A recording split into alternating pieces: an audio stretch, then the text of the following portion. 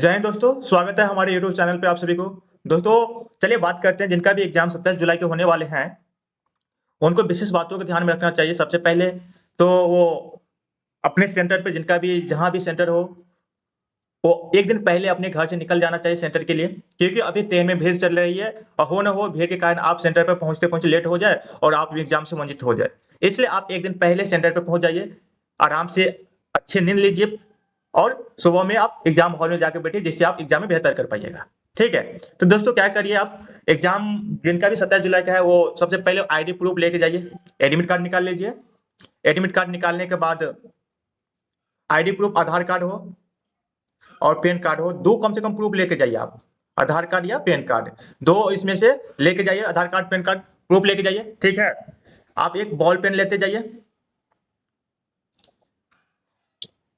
ठीक है? उसके बाद क्या करना है आपको, एग्जाम हॉल में जाते हैं तो बहुत से बच्चे घबरा जाते हैं, तो आपको घबराना नहीं है। बस आपको अपने मेहनत पर विश्वास रखना है, क्योंकि आपने इतने दिनों तक मेहनत किया है, तो आप इस जॉब के हकदार हैं। आप अपने आप पर विश्वास रखिए, आप कर सकते हैं, क्योंकि आपने इतने दिनों तक मेहनत किए हैं। और अपने मेहनत पे विश्वास रखिए, आप एग्जाम में अच्छे कर पाइएगा। ठीक है? घबराना नहीं है, बस अपने इतने दिनों से जो मेहनत किया है ना, उन पे भरोसा रखिए और एग्जाम में घबरा कर नहीं, बल्कि अपने आत्मविश्वास पर दीजिए। ठीक है? आप अच्छे से एग्जाम दे के आइएगा, अच्छे नंबर लेकर आइएगा और आपका रिजल्ट भी होगा। ठीक है? आप एग्जाम हॉल में बच्चे प्रवेश करते हैं तो उसको क्वेश्चन पेपर मिलता है और ओमार शीट मिलता है। तो ओमार शीट मिलता है तो बहुत सारे बच्चे आप देखते होंगे कि हर एग्जाम में ओमार शीट की गलती के कारण बहुत से बच्चे बाहर निकल जाते हैं, हट जाते हैं। कोई सिग्नेचर नहीं किया रहता है, तो कोई ओमार शीट में जो पैराग्राफ रहता है वो नहीं भरा रहता है। सही है? तो आप सबसे पहले आपको ओमार शीट को अच्छे से भरना है। ठीक है? अच्छे से भरिएगा तभी तो आपका ओमार शीट चेक होगा, रिजल्ट आपका बनेगा।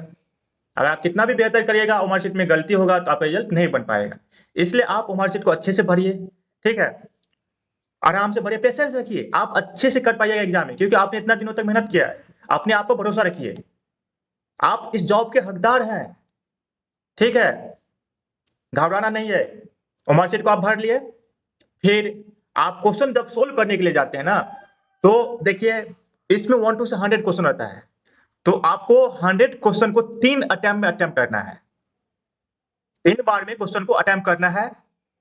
सबसे पहले जो आपको 100% एश्योर हो कि इसका आंसर यही होगा, परफेक्ट आंसर आप जानते होंगे, उसको आप टिक करते जाइए, रोकते जाइए ओमार शीट में।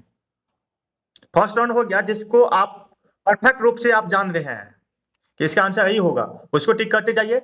और ऐसे क्वेश्चन आपको 40 से 50 आपको मिल ही जाएगा, क्योंकि 40-50 क्वेश्चन इजी ही रहता है, आप बना लीजिएगा आराम से। आप बचा 50 क्वेश्चन के आसपास जो, तो उसमें आप फिर सेकेंड राउंड अपनाना है।